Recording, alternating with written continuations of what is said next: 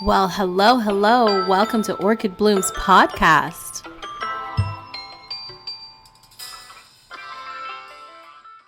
Welcome back, bloomers. I am your host, Orchid Brown, with Orchid Bloom's podcast. You can find me on TikTok, X, and Blue Skies at Orchid Eye Brown. This week's podcast episode will be on father wombs, which is a continuation of mother wombs, because I really would like to compare them both. I am excited to do this episode because two people, male and female, had said I had father wombs. Let me explain both situations before I continue. For the female, she was a churchgoer that was always in church praying for a husband. She always wants to talk about guys and wedding dresses and how she can't wait for her turn. I was the opposite, of course. No idea what my wedding would look like, much less the dress. I just was not in that mind frame. I did not pray about a husband or for a husband because they would usually have like prayer session on Saturdays where all the single girls who are desperate for a husband would come together to church, and they'll sit at the front and they will, pray all together for husbands for each and every one of them. And I had immediate things to pray about, like my right now, not my future, which I guess you should be praying about, things to come to you in the future. But at that very moment in time, like I had other things to do. I had other priorities. There's things that I wanted to accomplish. So she felt that I had daddy issues like her. She phrased it in this way, like because she has daddy issues, she assumed I have daddy issues, and that's why I'm not chasing a husband. I asked why she felt that way, and she said because I don't talk about guys. Like, what's your type?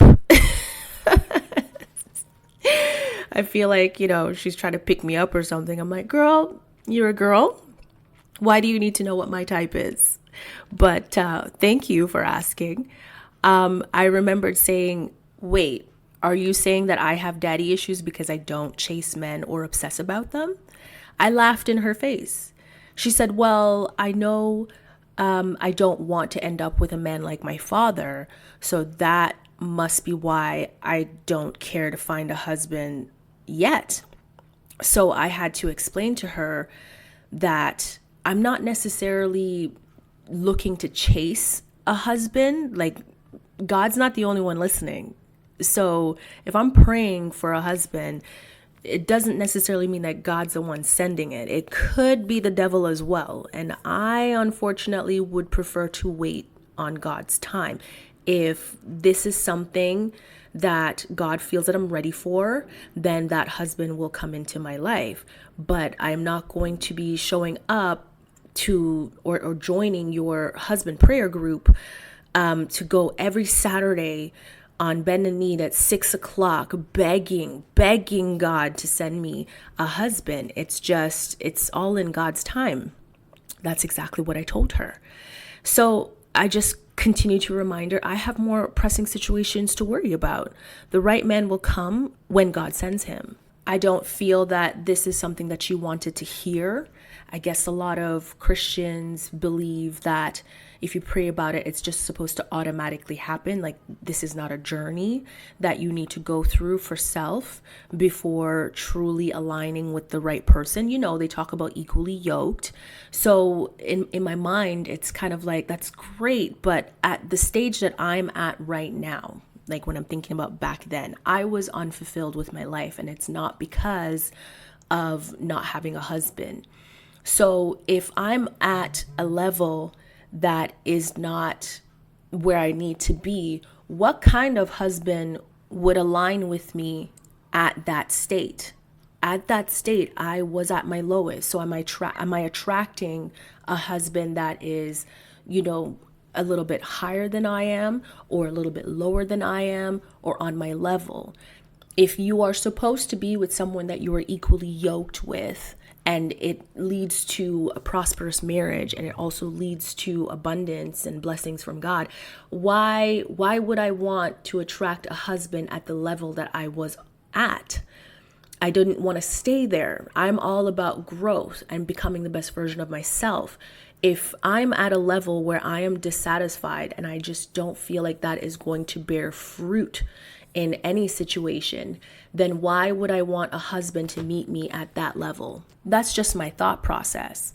But I didn't explain it to her because I did not feel that she would understand, even though she understands the term equally yoked. I don't want to receive a man that's on the level that I was at in that moment. I definitely wanted to receive a husband that was on my higher path, that would align with that path. And in turn, they need to be equally yoked. I am also not against growing with a husband, throughout the years and becoming the best version of ourselves together. I'm definitely for that. But where I was not the place to be attracting the right spouse, because mentally, emotionally, physically, and spiritually, I needed to be aligned to receive that blessing. And I guess she felt that she was already aligned, and you should join the prayer group because the prayer group is praying for a husband, and maybe we can improve you so that you can get to the level that you need to. And I'm like, that's not how I do things. I grow at my own pace. I am not interested in being anyone else but myself because I love me. At least I loved myself enough to choose my own path and not try to be close to someone just so I can destiny swap or try to mimic them. Nobody got time for that. Nobody got time for that. I got too many problems on my plate. I don't need this bullshit. The next situation is a male who was interested in me, but did not understand why I was not falling for him like other girls. And so every woman is interested in him, so something must be wrong with me. I must have daddy issues. Of course, I laughed in his face when he brought this up because he just could not fathom that a woman would not be interested in him. I remembered my response being, for real? Damn, I got daddy issues. Did not see that at all. And I just laughed in his face. But really, it was because I was just not interested in community dick.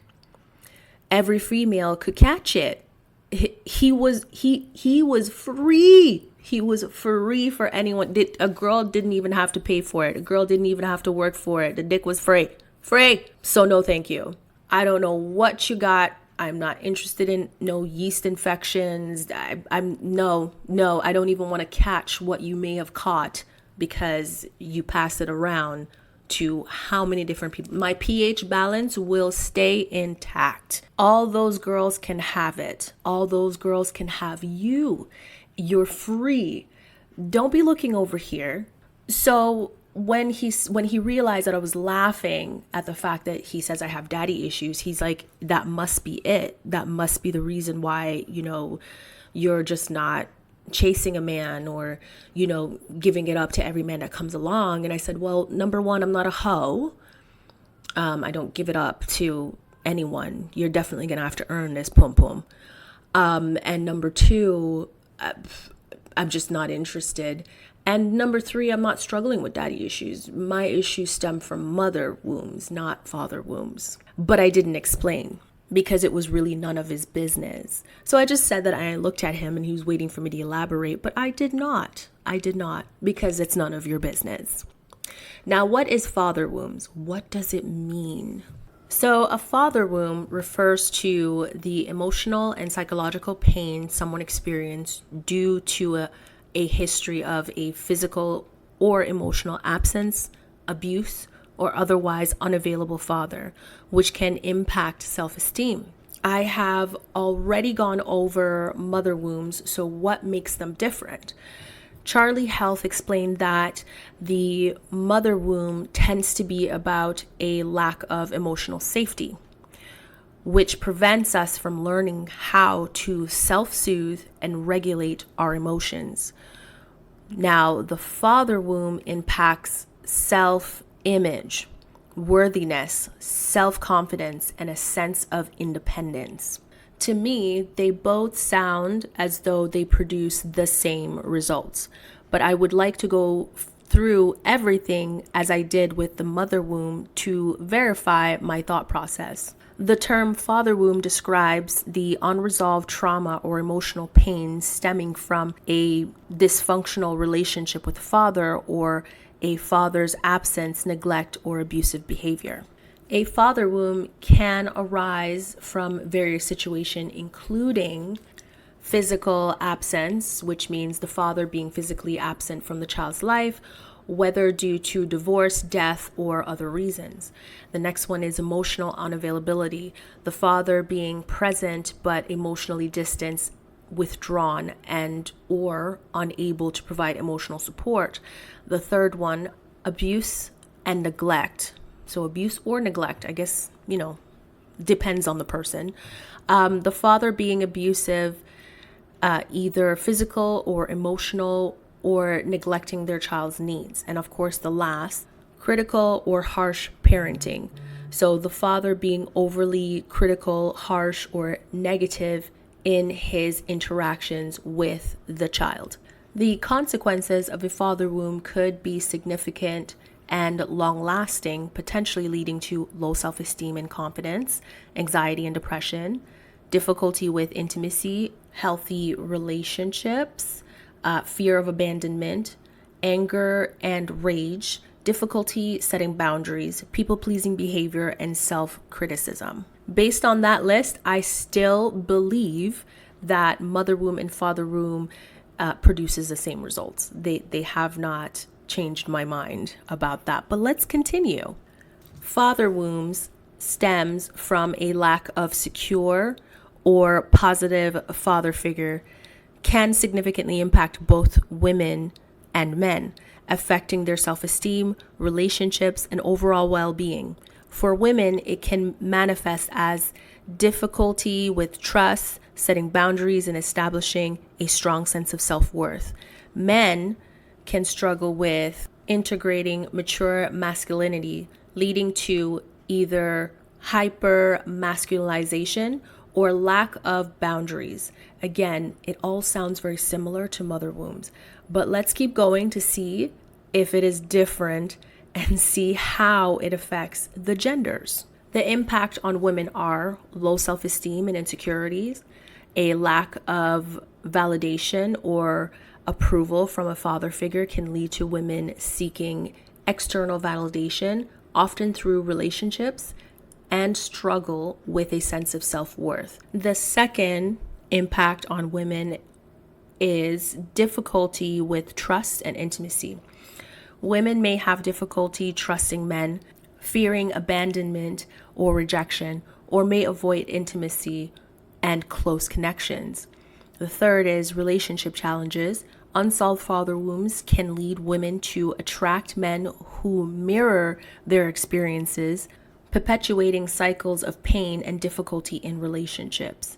That I can say that I have experienced, but I thought that maybe it was more trauma bonding in regards to my mother womb. But again, let's keep going. I could be learning something new about myself through this podcast episode. Next on the list, the fourth, boundary issues. So emotional or physical absence of a father can result in a fear of abandonment, making it difficult for women to set and maintain healthy boundaries. And the next would be negative self-image. This part is different from mother wombs.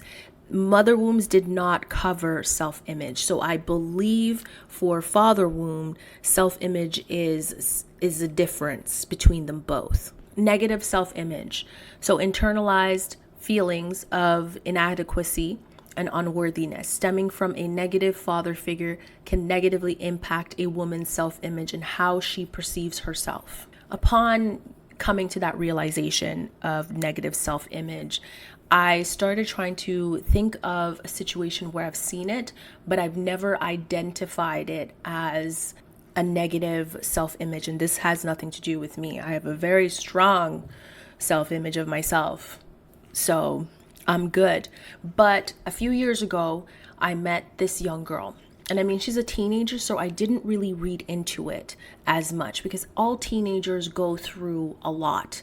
They're struggling. They really are, and they don't have the necessary support that they need to truly help themselves. So it really sucked. Anyways, I noticed that she was eating a lot, like stuffing her face, but I figured it was, because she was maybe emotional or she was going through something that, really affected her.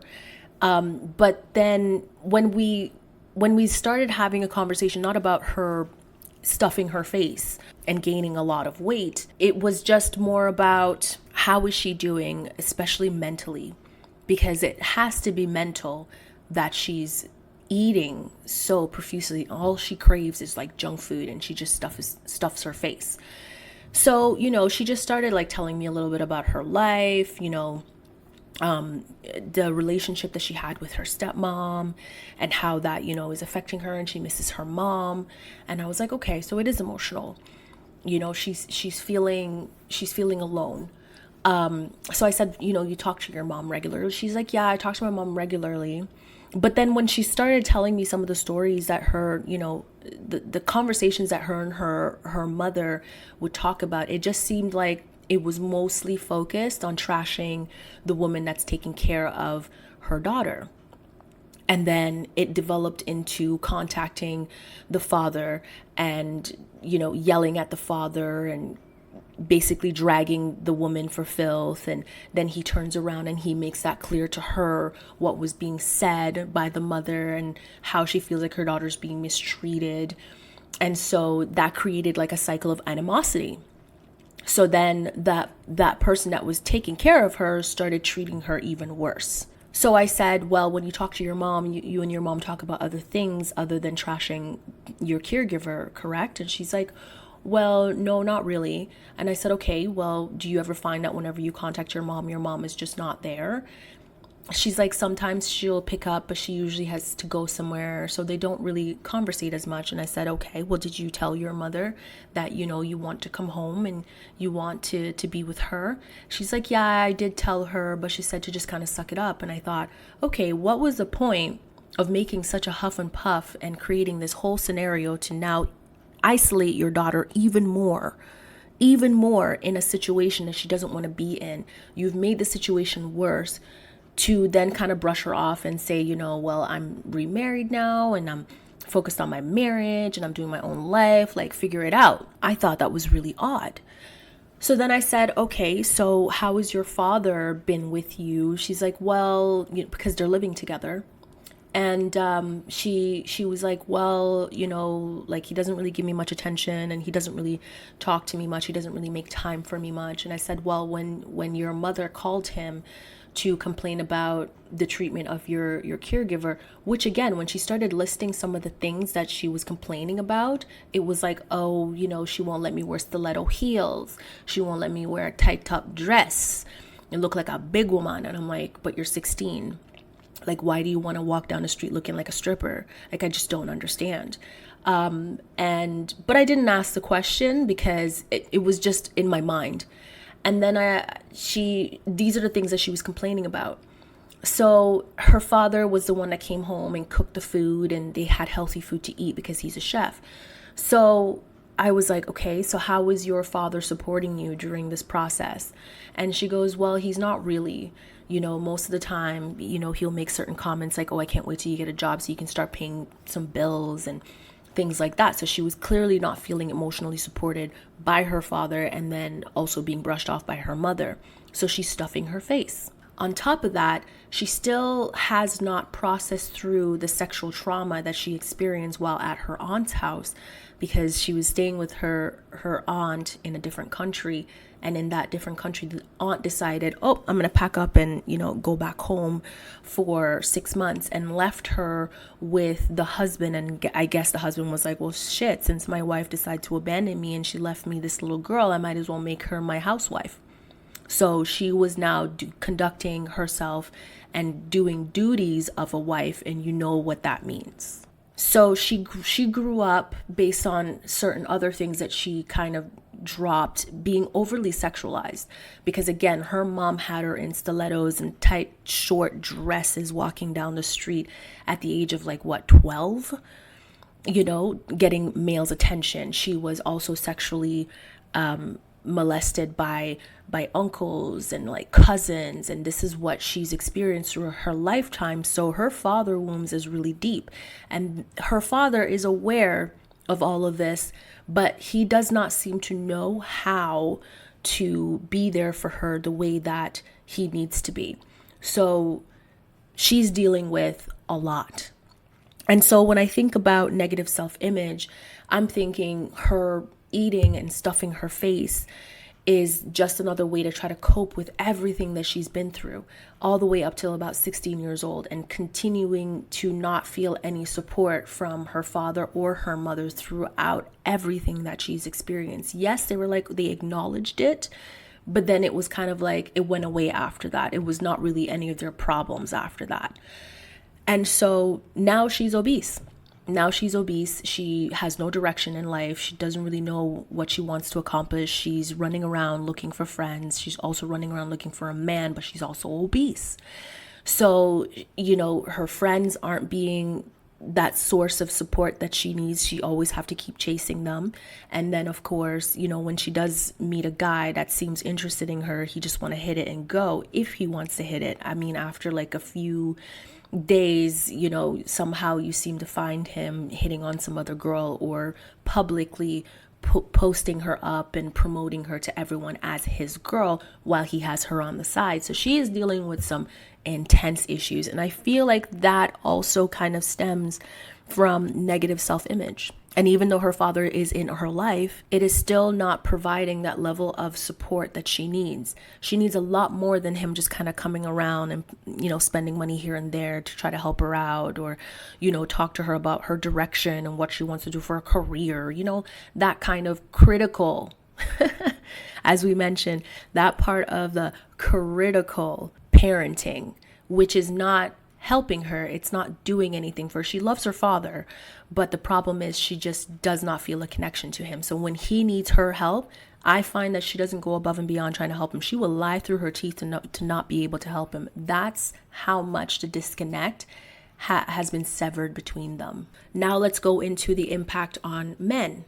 I don't believe I have any stories, but we'll see if something pops up while we're going through them. If not, I am so sorry.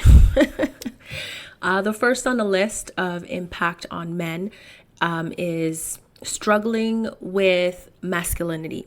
So a lack of positive male role models can lead men to struggle with integrating mature masculinity, potentially resulting in either excessive hypermasculinity or a lack of boundaries. The next on the list is lack of boundaries. I love that.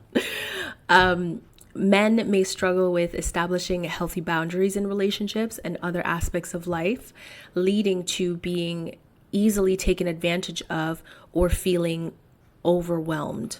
The next on the list is low self-esteem and trust issues. So a lack of validation or support from a father can lead to low self-esteem and difficulty trusting others, including women. Also on the list, relationship challenges. So men may struggle with forming healthy and fulfilling relationships, especially with women, as they may not have a clear understanding of how to treat women with respect and kindness. And lastly, seeking validation. Similar to women, men may seek validation from others, including through promiscuity or by seeking approval from others, often as a way to feel worthy. Someone I have spent time with, not claiming him, never did then and I will not now, kind of exhibit all of these.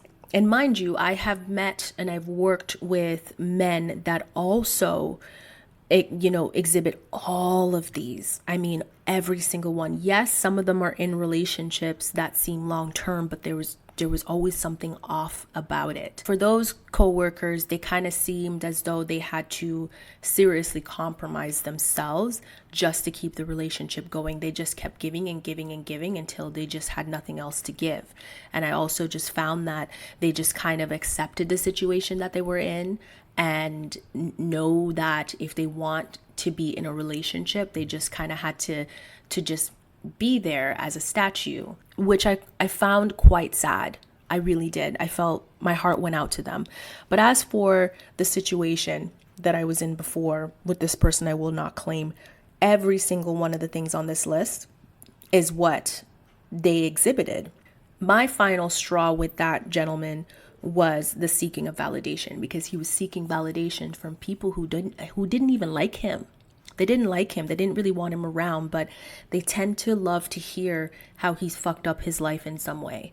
And to me, that was just destructive. They did not like him. They didn't invite him over anymore. They don't invite him over for dinner. Like, they're all married. Some of them have kids. They don't invite him over. They don't even go and visit him, but they'll pick up the phone to hear the mess that they've created for himself. And so I would always watch this and look at this going, God, I have no respect for you.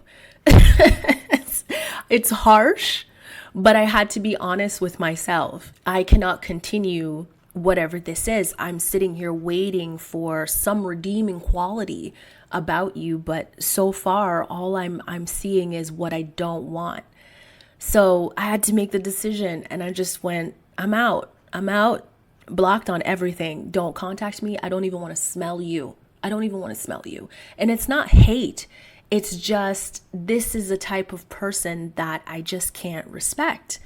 And if I can't respect you, I can't love you. And the fact of the matter is, we were talking for a bit, we were hanging out for a bit, and I still didn't want to claim you. I didn't introduce you to my family. I didn't introduce you to any of my friends. I didn't take you out places. Nothing whatsoever. It means that you were just not it. So I just, looking through this list, it was like, wow, dealing with father wounds. And I thought it was just mother wounds that he had based on the list from, previous podcast episode. He's struggling with both. So his life is a mess and it's toxic, and I just cannot be there because I value peace. That's the only thing I could say about that. But let's continue. So healing from a father wound involves acknowledging the emotional impact of a problematic or absent father figure, developing self-compassion, setting healthy boundaries, and seeking professional support when needed. It's a process of recognizing the wound's impact, understanding its root, and taking steps to rebuild a sense of self-worth and emotional well-being. Now, I would like to take this time to go into a more detailed breakdown of how to heal a father wound. And most of the list is quite similar to how to heal a mother wound, but I wanted it to be a bit more detailed for this one compared to mother wound, because again, mother wounds part 1 and father wounds part 2. And I would like to close this podcast episode with a bit more depth. So the first thing on the list of this more detailed breakdown of how to heal a father wound, including a mother wound, is acknowledge and recognize the wound. So of course, you have identified the signs, validate your feelings, and understand the impact. Now, when it comes to understanding the impact, connect the dots between your father's behavior or absence and the negative impacts it had on your emotional development and relationships. And yes, you will have to put in the work for the first step. It is difficult, but it's worth it. Number 2, seek self-reflection and understanding. So the first thing you need to do for self-reflection understanding, you need to reflect on patterns, exploring how the father wound might be an influence in your relationships and choices and overall life. I tend to use, and this is just me, I tend to use patterns to explain other people. I mean, technically, I could use the patterns to identify people's traumas once I meet them, but I haven't really cared enough to use that strategy for that purpose, because I'm not in a relationship or close to these people.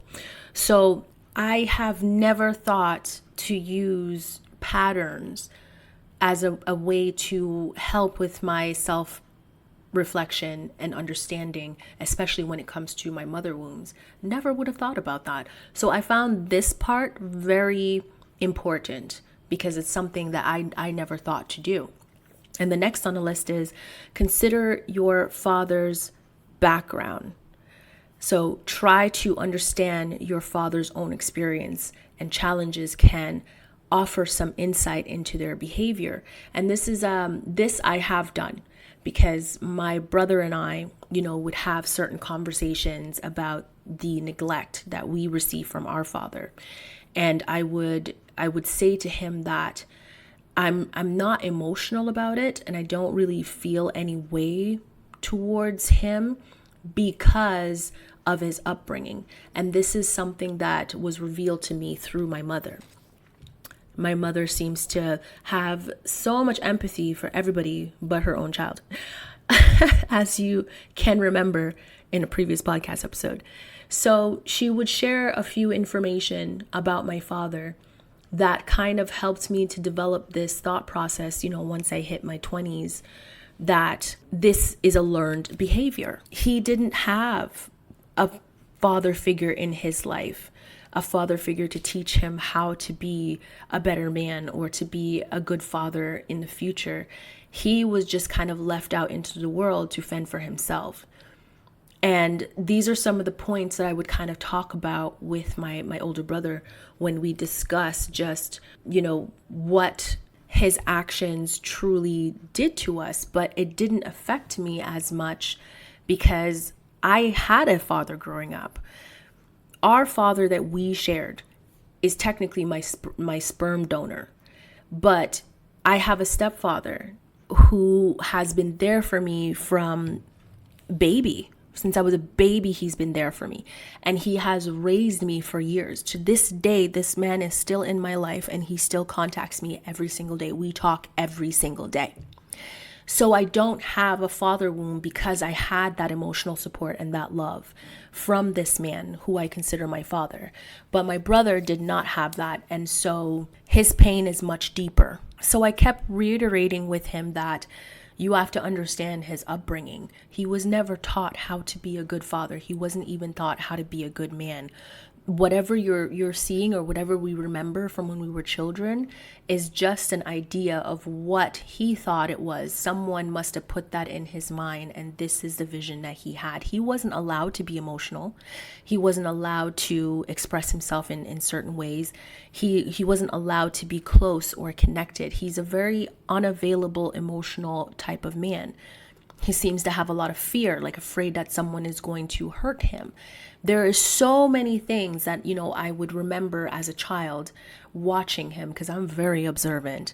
And now being an adult, being able to process through the memories that I did see because I was paying attention, and realizing that his lot in life sucked. It really sucked for him. And so I've kind of felt a bit of sympathy for him because of it. So instead of playing the blame game with him, like, oh, you were a bad father, you weren't even there, you just neglected us, I didn't have the energy for it, because his life was sad to me. His life was very sad. He didn't really have real friends. His family members didn't seem to give a shit about him. And his kids, who are willing to love him, he couldn't receive the love because he didn't know how. He didn't know how to receive, and he didn't know how to give, because all he has felt is pain. And of course, when looking at my mother wounds, I think this was the partner that my mother was attracted to. This is where my mother went, because she had unresolved trauma and issues that she needed to process through. And this is why I said in the beginning of the podcast episode, just watching my mother and my father's life, I realized that if I am not in the place that I need to be to receive a husband, I'm going to end up making the same decisions my mother did, which is choosing someone based on where she is in that moment. That is not lasting. If you want to thrive, you need to work at it. And then you also need to pick someone that's equally yoked with you. At that time, my father was equally yoked with my mother because of their trauma and what they've been through. I can't be doing that mess. I'm not praying for no husband when I need to fix me. And the last that falls under seek self-reflection and understanding is explore your inner child. So making space for your inner child can help you understand and heal from the unmet needs and wounds from childhood. I had like a spiritual situation that happened to me about a few months ago where I mentioned to you that a little bit earlier when we were talking about the impacts on men, that there are certain coworkers that I worked with that exhibit certain level of these categories that I shared and the impact on them and the decisions that they have made and how that is affecting their lives, and they just don't notice. Anywho, one day I went into the office and I was talking to this gentleman, and I went back to sit down, and like something spiritual happened where all of a sudden this kid who's not there just walks up to me and says to me, "Do you like me?" And I looked at the kid, but the kid is not there. And even though I'm looking in that direction, it's almost like I'm seeing a vision. And so I looked at the kid and I said in my head, because it's like the scene is happening in my mind. And I said to the kid, "Of course I like you." But I looked at the kid and I realized that this kid is the person I just spoke to. And he's like, "Are you sure? Are you sure you like me? Do you want to be my friend?" And I said, "Of course, I am your friend." And that's a conversation I had with this child. And it nearly broke me because I just met his inner child after just speaking to him. And the pain that he might be feeling rejected and feeling abandoned. And I guess he just wanted to know, like, do you like me for me, like as a person? And so his inner child came to me and asked me what he wished he could ask me, because kids are innocent. Like whatever they say to you, whatever they're feeling, they just come out and say it. They're not as complicated as adults who have been through so much and have now been guarded, filled with fear, rejection, abandonment, and so much trauma. Kids are pure. So seeing like the inner child of him come up to me, it was just so cute. He was the cutest kid ever. The cutest kid ever. And I was like, "Of course I'll be your friend. You're just too cute." You know? And that's what happened to me while in the office. And I was like, damn, the spiritual stuff just comes out of the blue. But I really felt for him. Because he had some serious internal struggles that he needed to work on, and he wasn't doing the work. So yes, take the time to explore your inner child. She is your best friend. I love my inner child. Me and my inner child, we go and we do stuff together. Okay? We're good. Everyone's like, "Oh, you're doing stuff alone." I'm like, yeah, to you. But to me, it's me and my inner child. We're going out. We're looking pretty. We wear like a cute little sundress. We go through a park together. We go hiking together. Just me and my inner child. It's great. Now, the third on the list is developing self-compassion and self-care. Of course, the top three under that is practice self-love, build self-esteem, prioritize self-care. All of this is what you need to do to really get to a place of healing. That's the third step. The fourth step now is establishing healthy boundaries and relationships. So setting boundaries, seeking healthy relationships. And number 5, seek professional support. Finding a therapist, explore different therapies. Number 6, forgiveness and letting go. Forgive your father and let go of the past. And that is something that I did a while back, is forgiving my father based on the evidence that I've compiled, based on what I've witnessed and experienced with him, as well as what my mother has shared with me that I was not aware of because it was before my time. It helped me to forgive him. I mean, I still talk to my stepdad every single day, and I know it irks my actual father, but let's be honest, sir. Let's be honest. And of course, last on the list, and this is something I'm going to actually go into a bit more detail with because I feel that a lot of men need to understand this. This part is specifically for men. Mirroring a good father. So on the list of mirroring a good father, the first is develop self-awareness. So understanding how your father's absence or behavior has shaped your beliefs and behaviors. Number 2 on that list, cultivate self-compassion. Treat yourself with the same kindness and understanding you would want for a child. And the last one on the list, establish healthy boundaries. Learn to set and maintain healthy boundaries with yourself and others. So that concludes this podcast episode. I hope that you enjoyed this podcast episode. You were able to reflect on certain areas in both mother wombs and father wombs and have decided to go on the adventure of truly adventure. It sounds like an adventure, but it's really a painful journey where you're going to have to face a lot of your demons. But I'm trying to make it sound nice by stating it as an adventure. So take this time to go over some of the lists, try to figure out where you fall into, and then work at it. Work on being the best version of yourself every single day. Thank you for supporting the Orchid Blooms podcast.